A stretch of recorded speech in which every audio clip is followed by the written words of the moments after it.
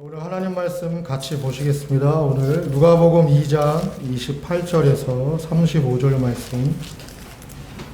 박 목사님이 이제 사회 보시니까 뭔가 좀 더 새로워지고 풍성해지는 것 같은 느낌이 안 드세요?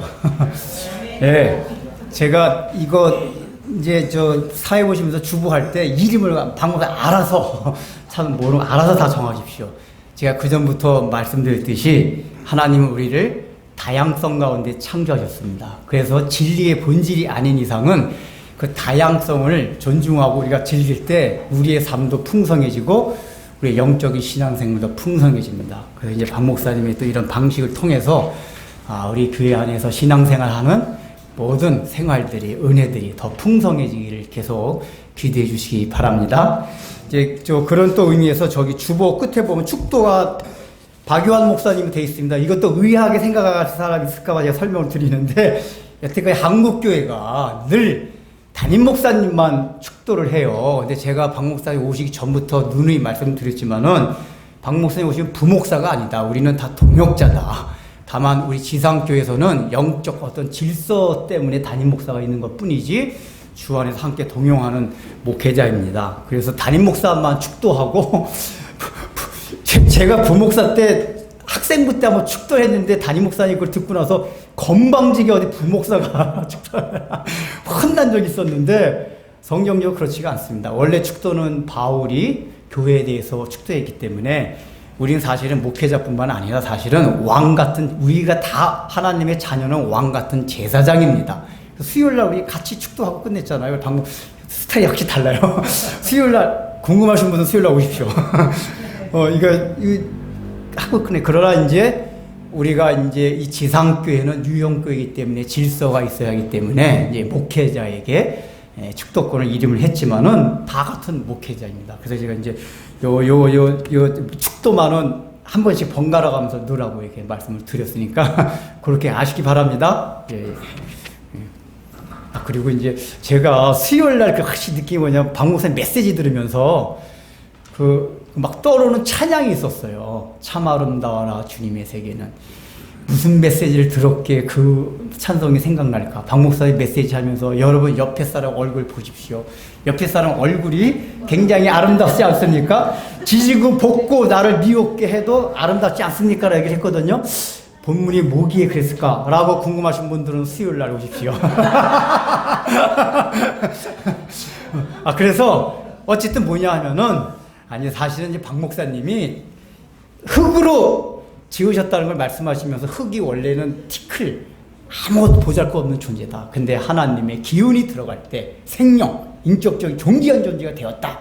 그래서 우리는 다 보잘것없는 존재지만, 미워할 수 있는 그런 아무것도 아닌 존재지만은 다 하나님의, 우리가 그 기운을 받은 자이기에 하나님의 자녀가 돼 귀한 자다. 그러니까 미워하는 사람도 없다. 이제 그 말씀 듣는데, 여러분들이 제가 가끔가다 말씀드렸던 참 아름다워라 주님의 세계는, 제가 누누이 말씀드렸잖아요. 자연이 하나님의 신성과 속성이 담겨져 있지만 가장 많은 하나님의 신성과 속성이 담겨 있는 곳은 우리 인간. 특별히 미워하는 사람들, 지지고 볶는 사람들, 더 나아가서는 우리를 괴롭게 하는 환경과 정황들, 여기에 하나님의 신성과 속성이 다 담겨져 있어요. 다 티끌 같은 건데. 그래서 여러분 우리가 자연을 대할 때마다 그런 사실을 생각하며, 옆에 있는 자연만 아름답다고 하지 마시고 옆에 나를 지지고 볶는 사람이나 환경을 사랑하십시오. 참 아름다워라 한번 부르겠습니다. 478장. 오늘 새벽에도 막 비가 치는 게 아니라 뭐더라? 천둥 치고 비가 오고 난리가 났었는데, 아침에 탁 햇살 뜨는 거 딱 봤거든요. 이 자연을 보십시오. 여기 하나님의 속성이 있어요. 여러분 산 가운데 어려움이 있더라도 천둥 벼락이 쳐도 상관하지 마십시오. 곧 해가 뜰 것입니다. 478장.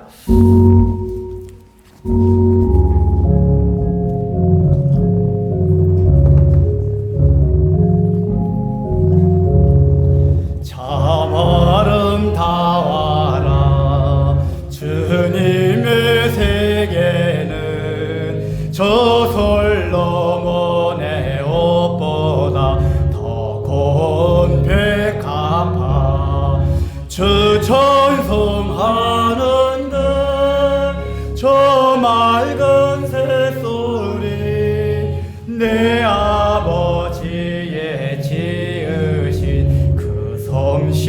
깊도다. 자마름 다와라.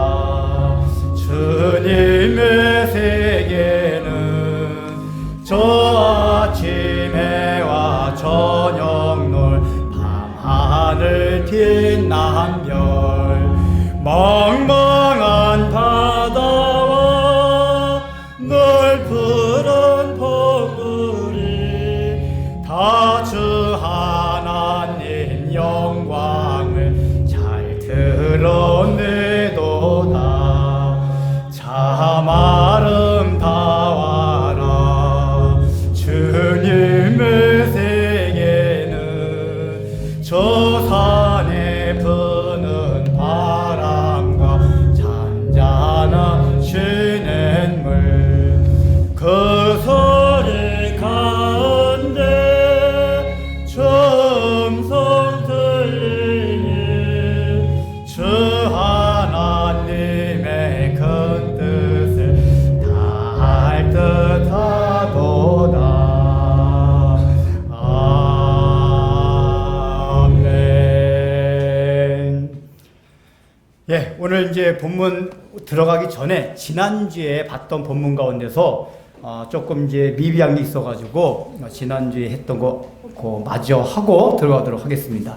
그 25절, 26절, 27절에 보면은 누가가 시므온에 대해서 얘기할 때 이 성령에 대한 얘기를 굉장히 많이 합니다. 25절 보면은 뭐라고 나와 있습니까?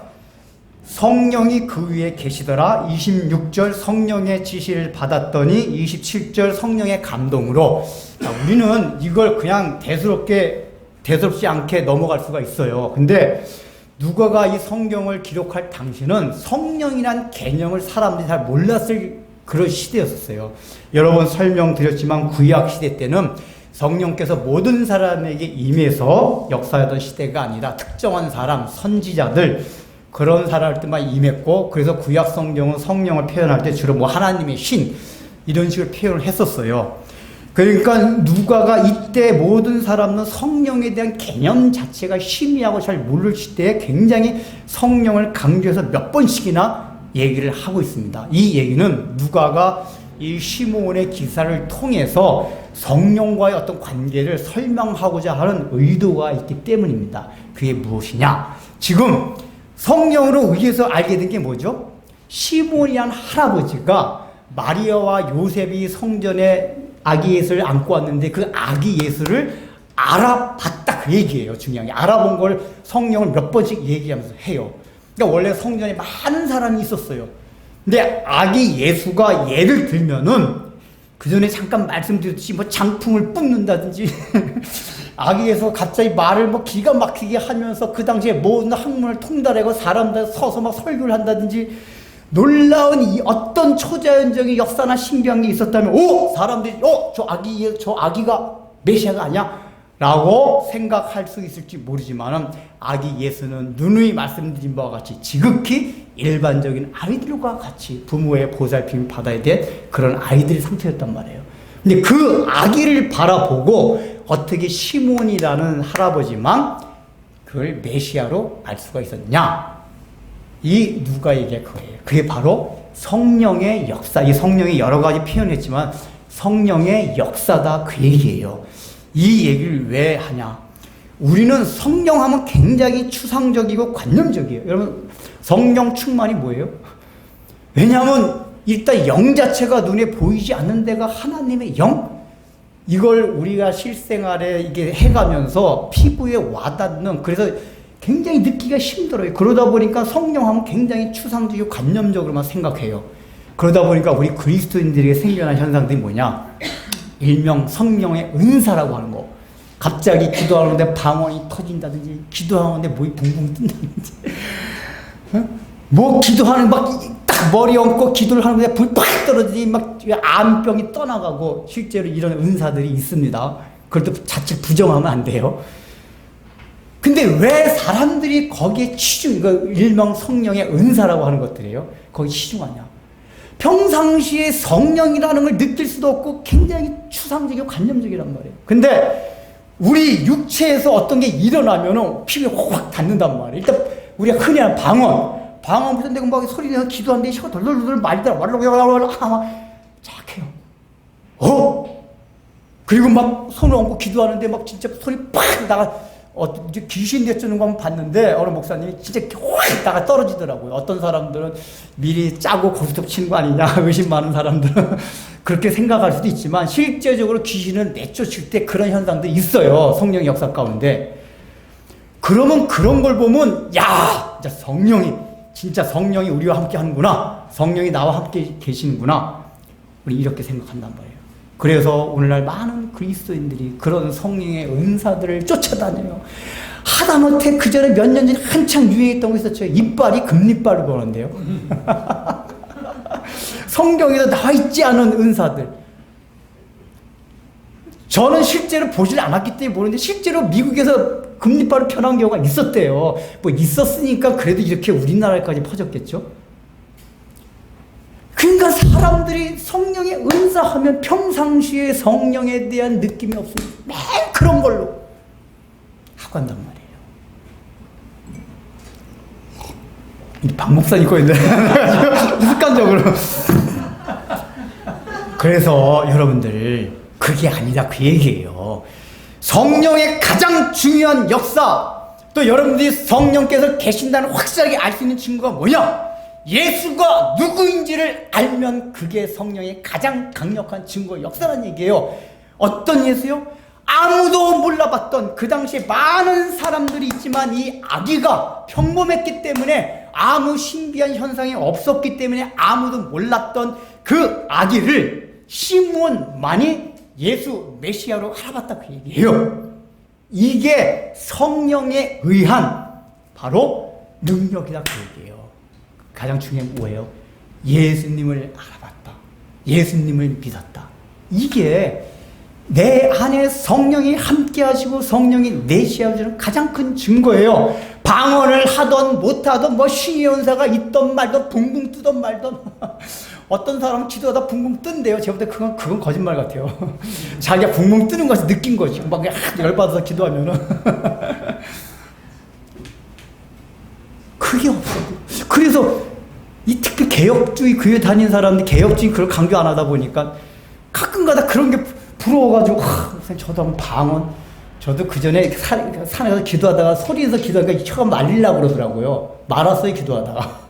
왜 저한테 그게 별 의미가 없어요. 방언을 하던 말도. 왜냐면 방언하면 뜻을 모르고 기도하는 거거든요. 내가 뜻을 모르고 하는 기도 굳이 뭐. 근데 여러분들 혹시 진짜 방언이 진짜 있나 궁금하신 분들은 그거 달라고 기도하고 소리내서 기도해 보십시오. 하나 주실 수도 있어요. 그러나 중요한 건 뭐냐? 그런 것 자체에 너무 큰 비중을 두지 말라는 얘기예요. 시므온같이 내가 예수님을 알아봤느냐? 이게 성령의 가장 강력한 증거고 내 안에 성령님이 계시는 증거예요. 여러분 잘 생각해봐요. 제가 생각할 때 저는 제가 사람들 늘 얘기하는 것 중 하나가, 내가 나의 삶 가운데 가장 놀라운 기적 중에 하나가 뭐냐? 내가 예수 믿었다는 거. 왜냐? 저의 꼬라지, 나의 기질 이런 거 보면 제가 예수를 믿을 수 있는 사람이 아니에요. 일단 저는 막 물리학 같은 거 전에 어떤 모든 걸 과학적인 조사에 의해서 합당하지 않냐. 이 사고가 굉장히 강합니다. 그래서 여러분 성경 볼 때 자꾸 변증 자꾸 얘기하잖아. 이게 제 사고가 그런 거 있다 보니까 성경을 읽을 때 그런 관점이 자꾸만 들어오다 보니까 약간 좀 벗어나도 막 변증하려고 자꾸 하는 거란 말이에요. 두 번째.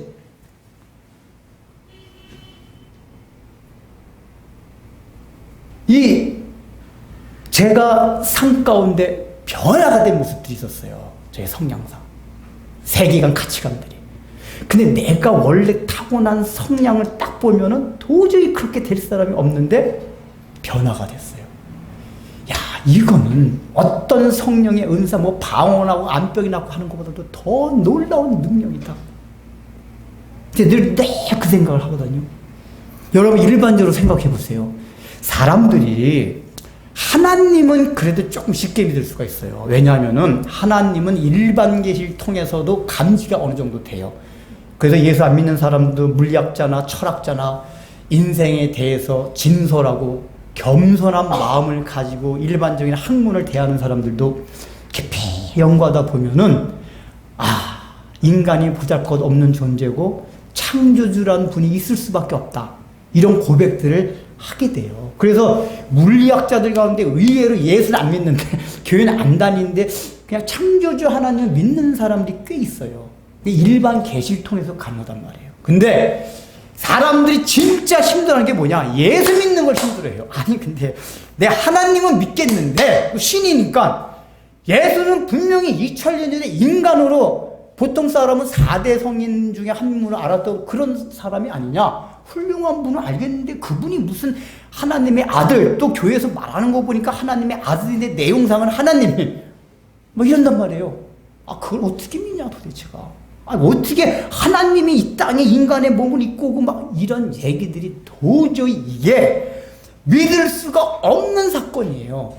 예를 들면은 그 예수님을 믿으라고 하고 막 하늘에서 구름이 딱 보이죠. 십자가 모양을 탁 만들고 전체 지길 가운데 온 백성들아 들으라. 이 예수가 곧 하나님. 막 이런 얘기 해봐요. 누가 안 믿겠어? 이해는 안 돼도 야 예수가 2000년대 그 예수가 하나님이야. 근데 그런 신비로운 역사가 인류 역사 가운데 아무것도 없었어요. 오직 이 복음을 전하는 사람들에 의해 가지고 예수님이 증거된 거 빼놓고 없었어요. 그러니까 오늘 시몬 여기가 이 상황과 같이 그냥 도무지 이 아기한테서 무슨 메시아다운 능력이 아무것도 없는데 이 아기가 메시아라고? 라고 모든 사람이 생각할 수밖에 없는 이 상황. 오늘도 마찬가지. 예수가 어떻게 하나님이 돼? 내 하나님은 믿겠는데 예수는 못 믿겠어. 여러분 교회 제가 이게 크리스찬들과 깊이 나눠보면은 그런 사람이 의외로 많습니다. 또 목사님들도 그런 걸 깊이 설교를 안 하세요. 그냥 교회 대강 오고 뭐 하면은 다 하나님 믿으면 예수 믿는 거로 생각하는데 아니에요, 전혀. 하나님 믿는 거 유대교도 믿고 이슬람도 다 하나님 믿어요, 유일신. 예수 그리스도. 기독교만이 갖고 있는. 근데 이게 깊이 있게 어떤 사람보다 깊이 있게 들어가니까 더 못 믿겠어요. 교회에서 하나도 안 가르쳐가지고. 막연하게 하나님 믿을 때 믿는 줄 알았는데 목사님 갑자기 하나님 예수님 거 설명해주고 이래서 예수 그리스도 믿어야 된다 그러니까 믿음이 사실 없었던 거예요. 없었던 차 얘기하려고 하니까 괜히 더 안 믿어진 것 같아요. 안 믿어지는 게 아니라 정체가 드러난 거예요. 근데 그렇게 안 믿어지는 예수, 이게 제가 믿어진다고요. 믿어져요. 이게 내 안에 성령님이 계시는구나. 그걸 제가 의심을 안 해요. 왜요? 내가 예수 믿기 때문에 방언이 없고 뭐 병 고치는 은사도 없고 제가 가끔다 하나님 앞에 주여 제가 목회자 아니냐면 상관없는데 목회자 보니까 병 고치는 은사도 좀 있으면 좋겠습니다. 우리 교인들 질병에 고통 가운데 있으면 너무 마음이 아픕니다. 목회자로서 탁 기도만 하면 질병은 떠나갈지어다. 탁 떠나가면 얼마나 그 사람들 교만해질 것 같아, 진짜. 괜히 멋있어 보이잖아요, 이거는. 근데, 그게 다 의미가 없어요. 저는 늘, 내가 예수를 믿게 된다는 거. 성령이 내 안에 내주하시구나. 저는 성령을 추상적이고 관념적으로 생각 안 하고, 내 안에 내주셔서 예수님을 믿게 한 그분이다, 그 영이다. 눈에 보이진 않지만. 이런단 말이에요. 지금 누가가 말하고자 하는 의도가 그거예요. 성령의 가장 강력한 내주하시는 역사, 증거, 근거는 뭐냐? 예수님을 알아보는 거. 예수님이 하나님이신 줄, 메시아인 줄 알아보는 게 성령의 가장 강력한 증거다 그예요. 다 믿으십니까? 여러분 다 예수님 믿으시죠? 그럼 여러분 안에 성령님 내주하시는 겁니다. 잠깐만 쓸데없이 뭐 은사 이런 거 찾지 않아도 돼요. 우리 성령께서 안에 있어요. 강력한 증거가 있단 말이에요. 쓸데없이 기웃거리지 마요. 이 누가가 굉장히 중요한 걸 가르쳐주고 있어요. 그래서 나중에 바울도 보면 뭐라 그러죠? 누구든지 성령으로 나지 아니하면 예수 그리스도를 주로 시인할 수 없느니라. 그래요. 이걸 감사해야 됩니다. 자, 그럼 이제 여기 본문 들어갑니다. 자, 오늘 본문을 보면은 시몬이 이렇게 아기 예수님을 바라보고 딱 안고서 이제 찬양과 감사와 찬양과 예언하는 내용입니다. 첫 번째는 이제 감사, 이제 아기 예수님을 기다리던 아기 예수님 만나게 됐다는 거, 감사, 그리고 그 아기 예수님 찬양, 그리고 이 아기 예수님과 아기 부모인 마리아에 대한 예언, 이렇게 이제 세 가지로 구분이 되어 있습니다. 자, 그러면 이제 첫 번째 그 감사가 뭐냐면 이 사람이 시몬이 뭐냐, 이제는 종을 평안히 놓아주신도다. 이 내용이 뭐냐, 이제 죽어도 여한이 없다, 그 얘기예요. 이제 시몬이 할아버지라고 했잖아요. 기다렸어요. 근데 이제는 죽어도 여한이 없다. 왜요? 여기 보면 주의 구원을 보았사오니. 그리고 요 앞에 절에 보면은 너는 죽기 전에 반드시 뭐라고 나왔죠? 메시아를 만나리라는 약속을 성령을 통해서 알려주셨어요. 그랬기 때문에 이제 메시아를 만났기 때문에 나는 이제 죽어도 여한이 없다. 온 거예요. 이 얘기가 뭐냐? 이게 이제 지금 시몬이 감사하는 내용인데, 이 감사해놓은 내용의 메시지가 뭐냐? 시몬은 오실 주님을 바라보고 살았어요. 그게 목적이고 그 사람의 사명이고 소명이었어요. 그러니까 자신의 삶의 목적, 소명, 사명을 뚜렷하게 하고 하는 사람들에게 성령이 지시가 있어요. 그러니까 우리 삶이 때때로 오리무중인 경우가 있는 경우가 있어요. 성령께서 나에게 어느 말씀을 지시를 안 해주는 것 같은데 왜 그러냐? 시몬과 같이 삶의 목표, 사명 이런 게 뚜렷하지 않대. 우리의 마음 가운데 성령께서 지시하는 그것들이 힘이에요. 그러나 시몬은 그게 확실했어요. 그 삶의 목적이 메시아를 만나는 거였어요. 그래서 그 목적으로 살아왔기 때문에 이제 그 목적을 이뤘기 때문에 죽어도 여한이 없다. 여러분들 삶을 살아가면서 그 목적과 사명감을 가지고 살아갑니까? 우리는 현실적인 삶에서 전전긍긍하고 살아가잖아요. 그래서 질병 걸리면 죽을 것 같이 무서워요. 안 죽어요. 안 죽어요. 제가 볼 때 다 안 죽어요. 여기 있는 사람. 왜냐? 여러분들, 제가 딱 보는 눈에도 여러분들 사명을 다 하지 못했어요. 중요한 건 본인이 자기 사명을 몰라요. 모르니까, 이거 죽는 거 아니야. 그리고 실제로 그 사명의식을 가지고 살아가는 사람은 죽음이 올 때에 그 죽음을 편안하게 받아들일 수가 있어요. 질병이 오든 어려움이 오든 이제는 주의 뜻이 내 삶 가운데 이루어졌나이다. 평안함을 받아들일 수가 있어요. 근데 그게 없기 때문에 그런 거란 말이에요. 예수 믿는 사람은 함부로 못 죽어요. 굶어 죽지 않을 테니까 걱정하지 마요. 제가 교통사고를 그제 큰 사고를 2번씩이나 났는데 하나도 안 다쳤어요. 그 누가 그래요? 형하고 같이 다니면 안 돼. 제가 그때 이제 신학하려고 막 준비하고 있을 때거든요. 청년단으로 놀러 갔다 오다 밤새고 놀러 갔다 잠깐 졸아가지고 막 낭떠러지 차가 굴러가지고 차가 찌부어지고 난리가 났어요. 바깥에서 보던 사람이 다 죽은 줄 알았대요. 진짜 하나도 안 다쳤어요. 그러니까 우리 그 친구들이 형은 앞으로 사명자의 길을 걸어야지. 신학할 거 아니야. 사명자의 길을 걸어갈 거 아니야. 그러니 어떻게 형이 죽을 수가 있겠어? 근데 내가 너희들 똑같잖아. 제가 진짜 그거 딱 2번 죽을 막 상황을 그거 보니까 하나님 한 분이나 죽이시지 않는 것 같다는 거 마음이 크게 걸더라고. 그게 죽음뿐만 아니라 우리 삶 가운데 여러 가지 어려운 일들이 있어요. 근데 그 어려운 일 때문에 결코 내가 죽음과 같은 상을 당하지 않는다니까요. 왜요? 이 땅에서 아직 내가 할 사명이 있기 때문에, 목표에 도달하지 못했기 때문에. 근데 정작 본인은 내가 뭔 사명인지 모르고 목표를 정하지 않았기 때문에 그걸 모르니까 전전긍긍 하게 된단 말이에요. 그래서 이 시몬의 감사를 통해서 우리들도 삶의 목표, 목적, 내가 받은 삶이 무엇인가? 이걸 다 곰곰이 생각해봐요. 하다못해 내가 예수님을 만나는 거, 그것도 목표를 주여! 제가 예수님을 제대로 못 만난 것 같습니다. 저 죽기 전에 반드시 예수님을 만나고 죽이겠습니다. 이런 것도 목표가 될 수 있어요. 각자.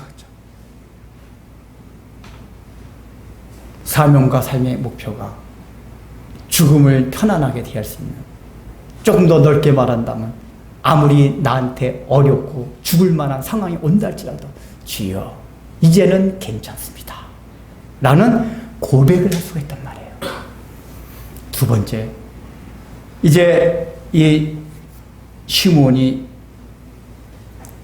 찬양과 예언을 하는데 그 다음에 이제 찬양을 합니다. 찬양을 해요. 근데 이제 이게 한 절 한 절에서 다 했으면 좋겠는데 어쨌든 뭉툭거려서 한다면은 이 찬양의 내용이 뭐냐?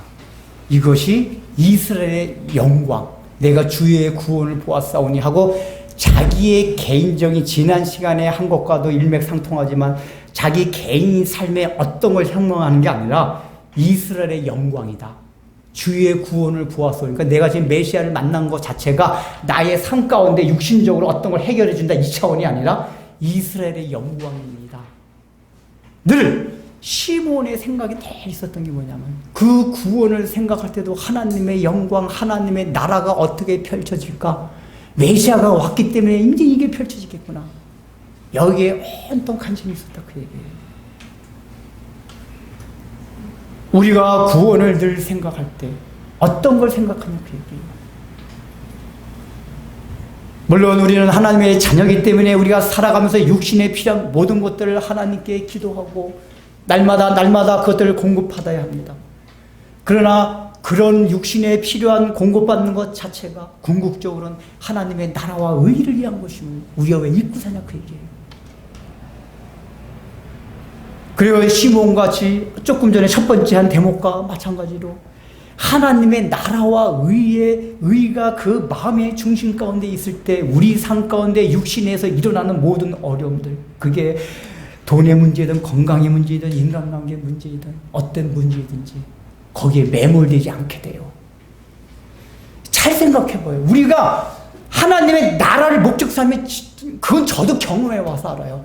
육신적인 삶, 물론 당연히 우리가 사람이니까 좀 많은 돈을 보고 좋은 차 타고 좋은 집에서 뭐 이러면 더 좋죠. 당연히 더 좋죠. 그러나 그렇지 않다 하더라도 그것 때문에 막 여기에 세상과 같이 매몰돼가지고 그렇게 되지 않는다 그 얘기예요. 하나님의 의와 나라를 바라볼 때. 지금은 시므온은 우리에게 그걸 가르쳐줘요.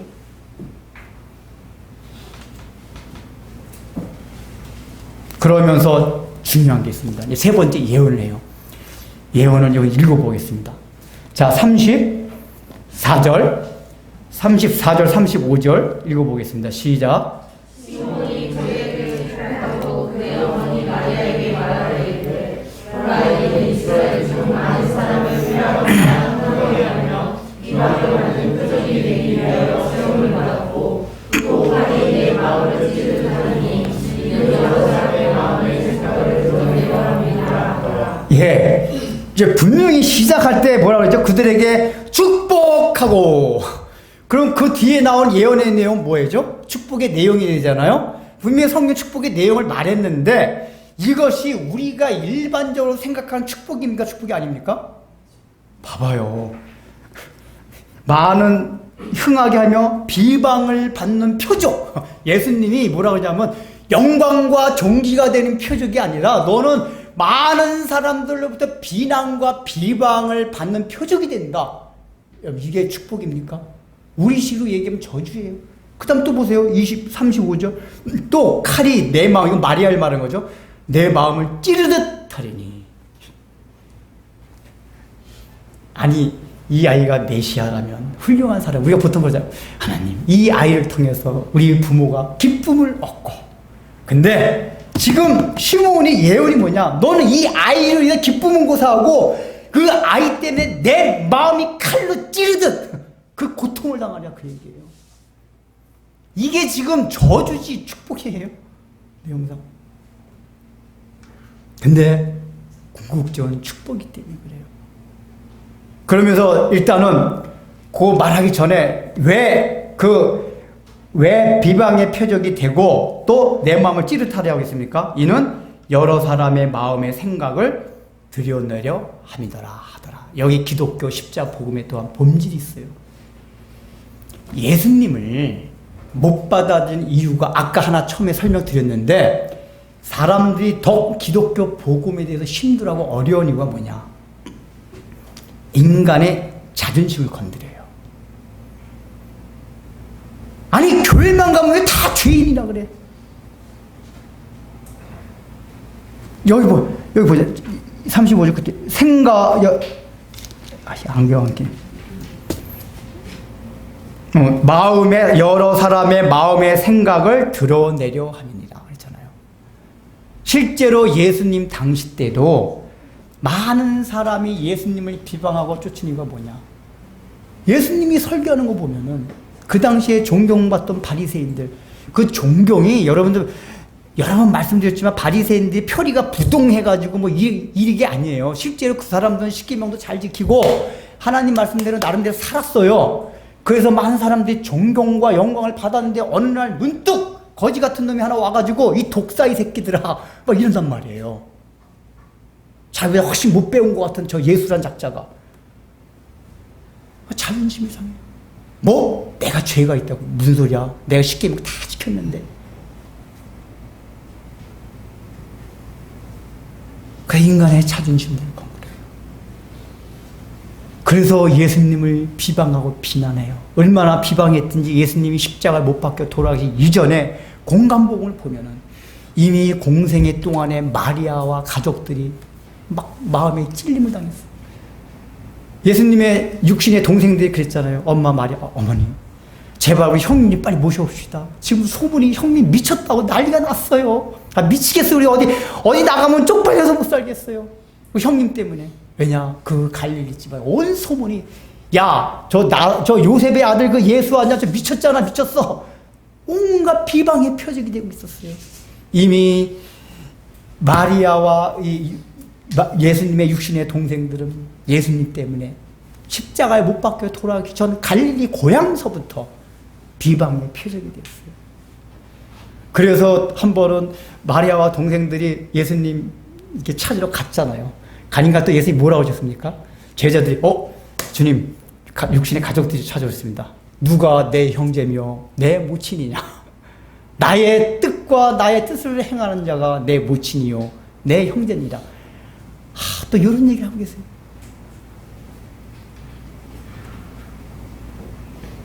그게 왜요? 이때도 예수님의 말씀이 그냥 받아들이기가 너무 힘들었던 거예요. 인간의 자존심을 건드리니까. 여러분 우리가 인류 역사 가운데 왜 기독교가 배척을 받은 것 중에 하나가 그거예요. 사람들은 인간의 존엄성을 잘 생각해야 돼요. 인간은 존귀한 존재입니다. 하나님의 형상을 닮았기 때문에. 그러나 타락함으로써 그걸 다 잃어버렸어요. 그래서 복음은 성악설, 인간은 악화되는 시작이 돼요. 근데 이러면 인간의 자존심이 상해요. 그래서 많은 인류 가운데, 많은 사상 가운데, 특히 진보적인 세계관을 가진 사람들은 어떤 생각이냐? 인간은 아주 존귀하고, 그래서 인간은 위대하다. 이런 사상이 굉장히 강해요. 그 자체는 맞는데, 그게 하나님으로부터 출발하지 않았어요.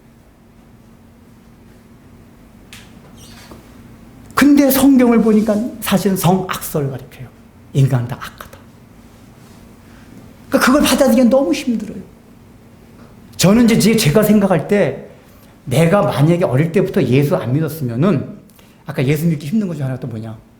저는 이렇게 타고나기를 아주 낙천적인 기질이 있어요. 예수 믿어서가 아니라 타고나기를 아주 낙천적이고 이게 낙관적인 긍정적인 사고가 강한 스타일이에요. 옛날에 무슨 인생에 대해서 시를 주시오. 딱 뭐라고 전지 아세요? 아름답다. 그냥 그 신앙이 아니라 제 인생의 사고방식이 그래요. 그러니까 저는 사물을 보든 사람을 보든 이렇게 좋은 쪽을 많이 봐요. 제가 이제 일 맡길 때도 보면 사람이 장점, 단점이 다 있잖아요. 단점은 가능한 안 보고 장점이 있으면 장점 확 몰아가지고 그냥 이름을 해버려요. 믿고. 누가 그래서 저보고. 용준 형님 같은 경우는 한번 누가 사람이 한번 잘못 만나면 완전히 사기치고 그럴 요새 강화하다고. 이 좋은 점을. 그러다 보니까 이런 게 있잖아요. 이게 사회 뉴스 보면은 굉장히 훈훈한 얘기들, 아름다운 얘기들. 야, 누가 누구 도와줬대. 철도에 뛰어든 아이 보고 확 던져내고 죽었대. 여러분 얼마나 아름다워요. 아름답잖아요.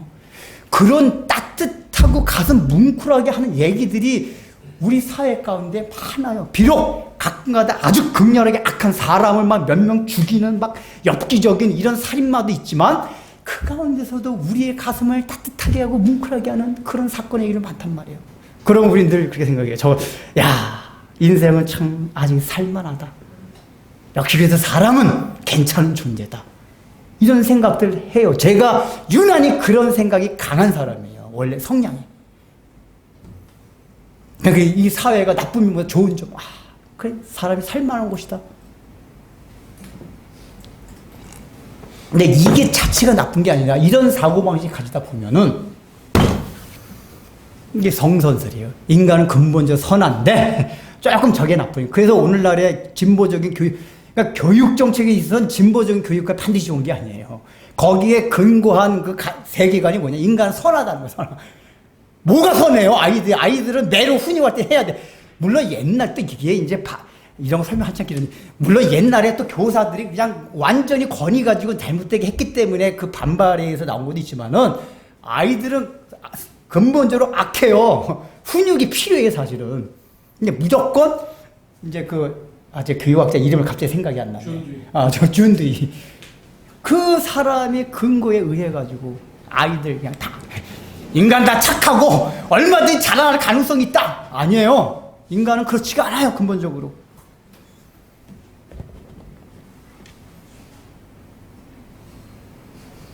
그러니까 그런 가치관과 세계, 그게 사람의 보편적인 생각들이에요. 특별히 유럽에서 르네상스 계몽주의 이후에 인간의 위대성을 강조하게 됐잖아요. 근데 교회 가보니까 뭐 인간이 다 죄인이라고? 내가 왜 죄인이야? 자존심 상해. 그렇습니까? 제가 우리 개축할 때 그런 말씀 많이 드렸잖아요. 우리 교회는 병원이다. 어떤 병원이나.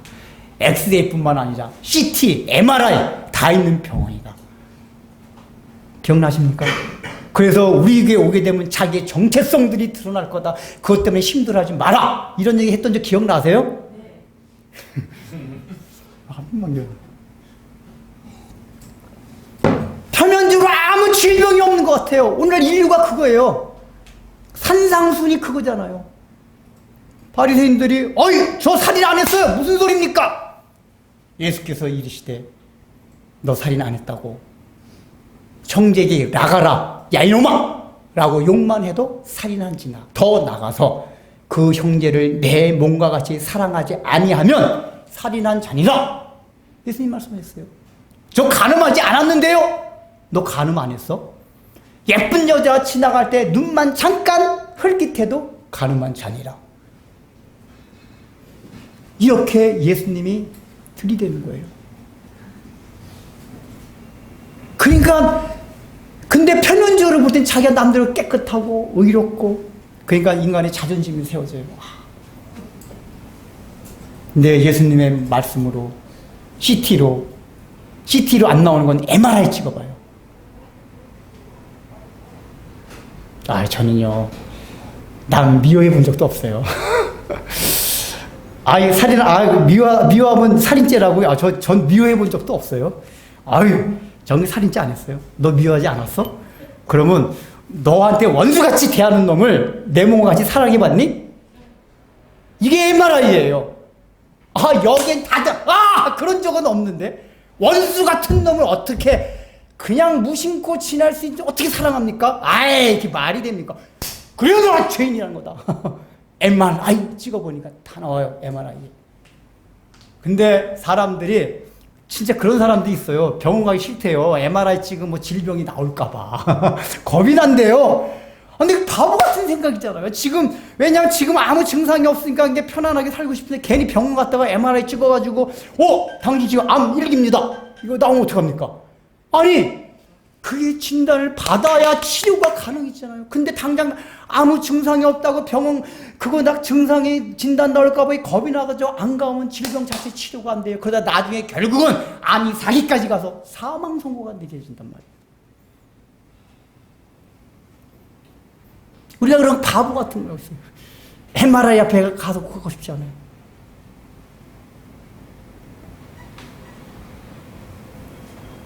인간은 그 마음이 다 뭐냐. 저도 이제 그런 성향 때문에, 내가 진작부터 진리를 몰랐으면은 그런 세계관이 굉장히 저절일 것이다. 따뜻하고 사랑 있고, 인간끼리 이렇게, 여러분이 사랑끼리도 예수 안 믿어도 얼마나 이렇게 착하게 뭉쳐가지고 도와도 주고 좀 사랑도 하고, 얼마나 이렇게 살아갈 수가 있어요. 아름다운 얘기들. 굳이 십자가 은혜 필요해. 아니야. 우린 나름대로 이렇게 행복하게 사랑을 주고받으면서, 이렇게 살아갈 수가 있어.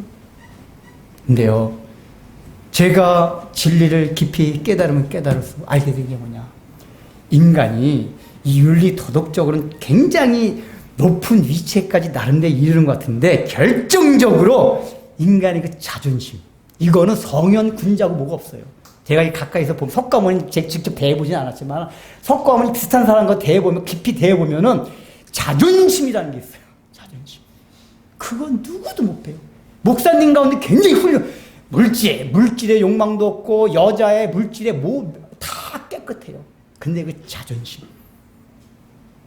이거는 인간이 하면 누가 했어요. 자존심은 자아야, 자아. 이게 결정적으로 죄의 중심에 뿌리 있는 것들이에요. 자존심이. 근데 성경은 그걸 건드린단 말이에요. 그래서 인간은 다 죄인이에요. 악해요. 이래서 예수님이 여러 사람의 생각을 드러나게 하기 때문에 이 복음이 배척을 받는다, 그 얘기예요. 오늘날 인류 역사 가운데 기독교가 그래서 배척을 받았어요. 왜 이렇게 인생이 아름답고 좋은데 넌 자꾸만 죄인으로 몰고 그러냐. 죄. 괜히 교회 가가지고 난 말짱하게 건강하게. 저도 옛날 내가 예수하면서 그래. 나 그냥 세상 즐기면서 막 좋게 살았는데 괜히 교회 가가지고 죄의식 생기고. 그러니까 예수 안 믿는 사람 생각할 때, 나 교회 안 나갈래. 괜히 교회 나갔다가 죄의식 생겨가지고 괜히 양심 가책받고, 뭐야. 나 안 그래도 편하게 행복하게 잘 살아가고 있는데. 이런 생각을 충분히 가질 수가 있어요. 그거는 MRI 안 찍고 싶다는 얘기예요. 지금 일기에서 조금씩 잘하고 있는데.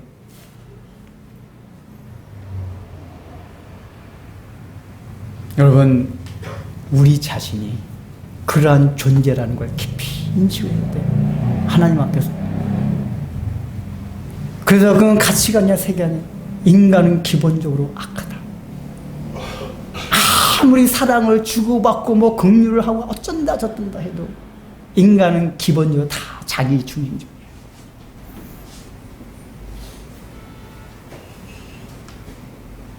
그래서 교회 나와서 여러분들이 해야 될 일이 뭐냐. 내가 얼마나 죄인이었나를 깨닫는 게 굉장히 중요한 거예요. 목회자 설교도 이게 필요하고, 교회에 오면은 평상시엔 그런 얘기 못 들었어요. 막연하게 교회 나오긴 나왔는데 교회에서도 그런 걸 안 해주면 누가 해줘요? 여러분들 얼마나 여러분들이 죄 있는 줄 아십니까? 여러분들 심령 상태가 얼마나 악한 사람인 줄 아십니까? 교회에서 말씀을 통해서, 복음을 통해서 그걸 깨달아가는 거예요. 그 깨달을 때 인간의 자존감이 완전히 무너지고, 십자가를 받아들일 때 하나님으로 인한 자존감, 누가 자존심을 공격함에도 불구하고 전혀 상처받지 않냐는, 영원히 사라지지 않는 그리스도의 십자가로 인한 자존감. 이러면 심리학이 필요 없고 상담하기 필요 없어요. 상처도 안 받아요. 왜요? 나는 그런 자였습니다. 내가 그걸 받아들였기 때문에. 맞아요. 제가 엑스레이 찍어보니까 이 질병, 암 지금 2기라네요. 치료를 받겠습니다. 이래서 겸손하게 되는 거란 말이에요.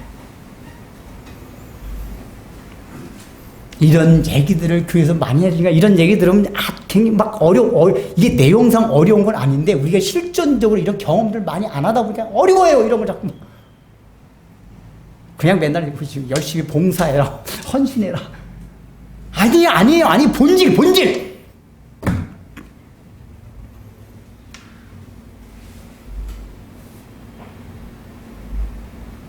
예수님도 예수님 살았으면서 이렇게 비난을 받았고, 예수님 이후에 제자들도 우리 복음 증거자들도 모든 그리스도인 기독교가 그것 때문에 공격을 받았습니다.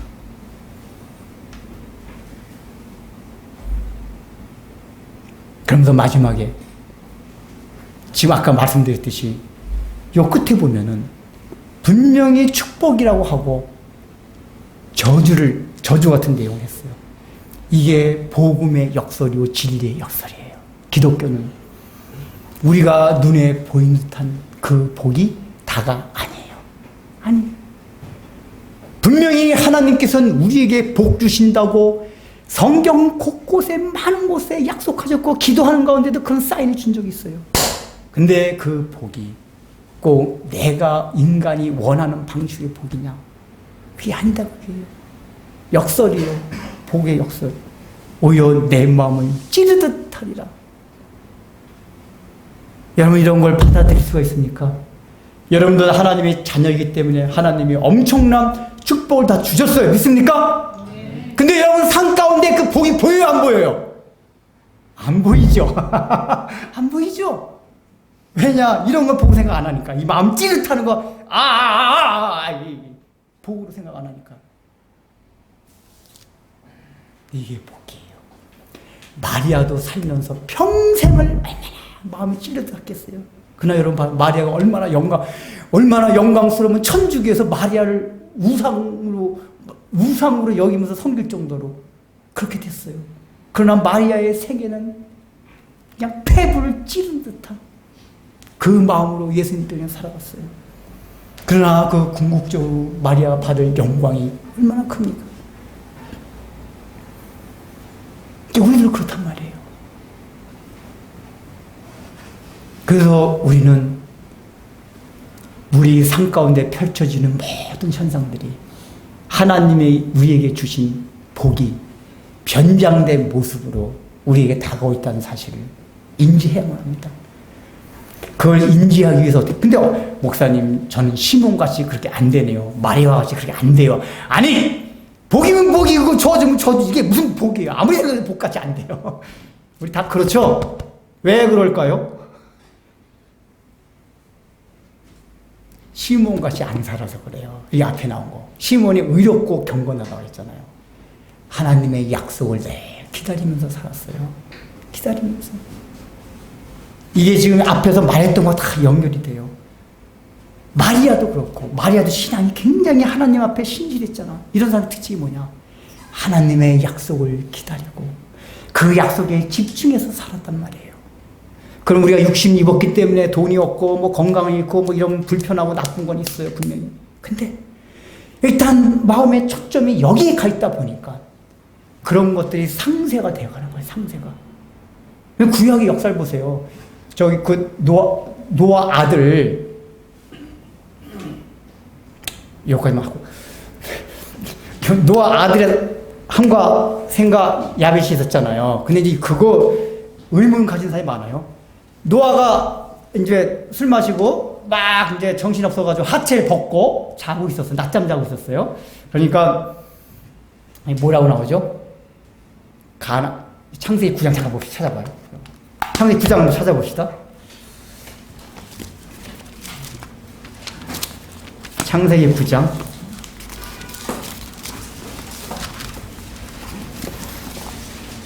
창세기 9장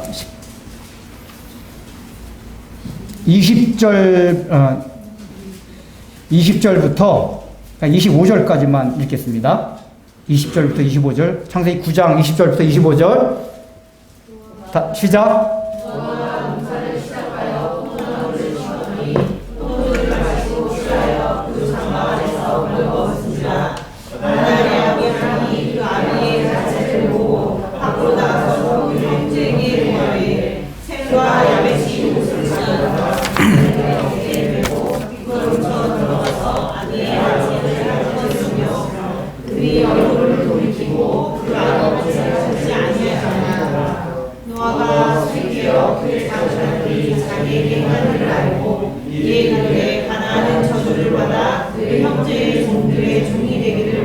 예, 이 본문 여러분 잘 아시죠? 이 보수주의 이것도 하여간 그러니까 제가 보수들 신분 다 하지 말라는 게 요걸 또 식민주의적인 사가 제국주의 사관을 가진 사람들 봐라 성경에 이렇게 함의 자손들은 우리한테 종으로 원래 하나님 허락하신 거다 하고 흑인들 노예를 했단 말이에요. 이 성경이 그걸 말하는 게 아니에요. 지금 그것까지 설명할 시간이 없는데 일단 봐봐요. 내용이 뭐죠? 노아가 이제 뭐 낮잠 자고 있는데 여기 가나 22절에 보면 가나안의 아버지 함이 그의 아버지의 하체를 보고 밖으로 나가서 그의 두 형제 누구죠? 셈과 야베단 야야야 아버지 야 그래서 딱 들어가서 그 아버지의 추한 부끄러운 모습을 야 가서 보자 했어요. 노아가 깨어나서 그 얘기를 들었어요. 근데 그 얘기를 듣고 나고 하는 얘기 봐. 25절 같이 읽겠습니다. 시작.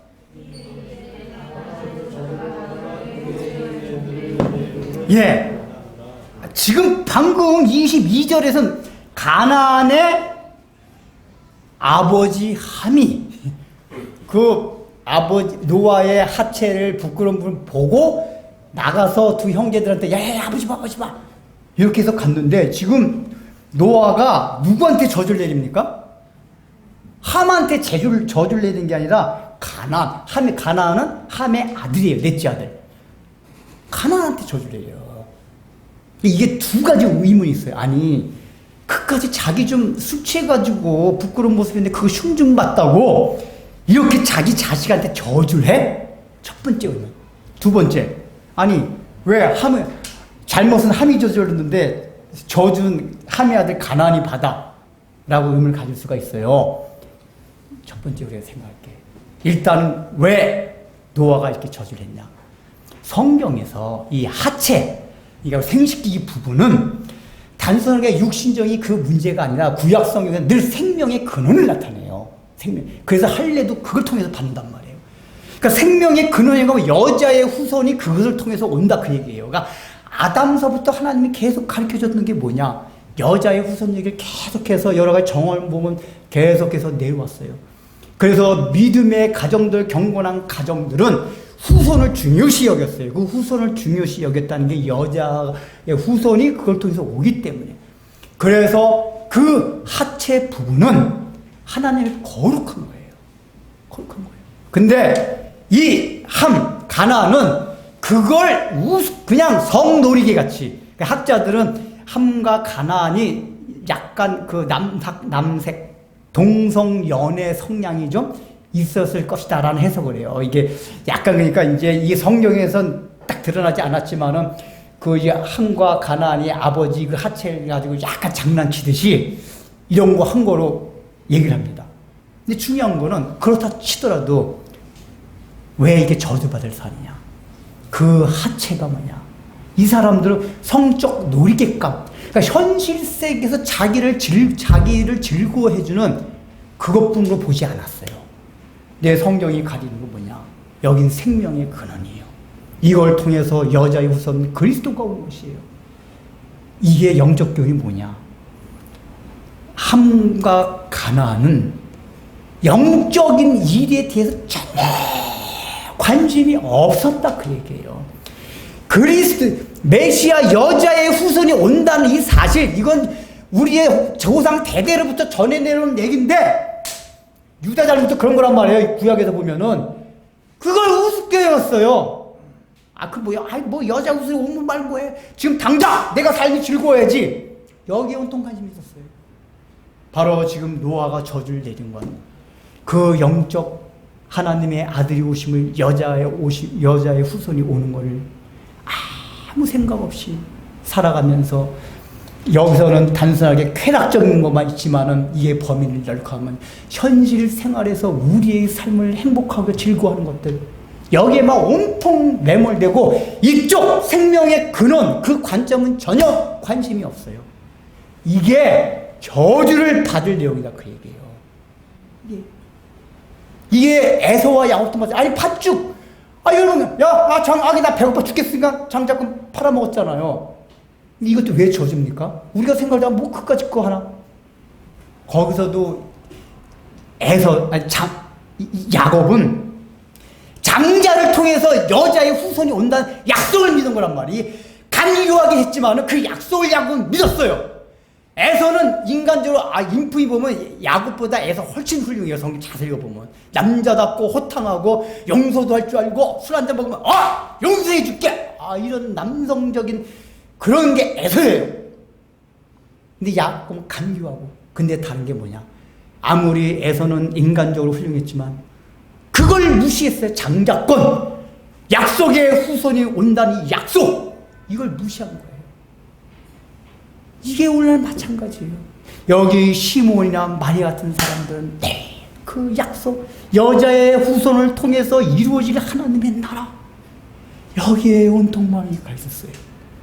근데 어떤 사람들은 그리스도 공동체 안에 있지만 그냥 온통 먹고 마시고 산 여기에만 그걸 성경에서 뭐라 하죠?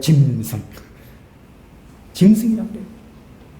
사람이 먹고 마시는.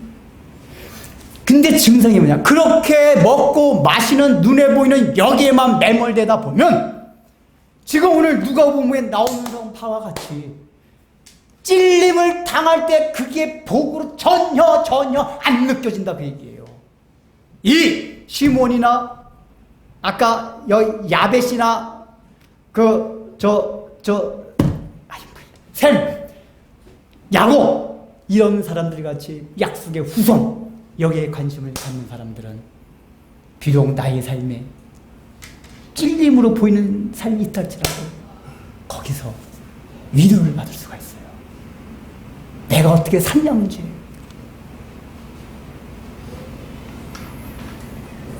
여러분들, 이 기독교의 역설의 진리가 우리 평탄하지 않고 힘들고 고된 이 삶 가운데서 큰 위로를 주시기를 바랍니다.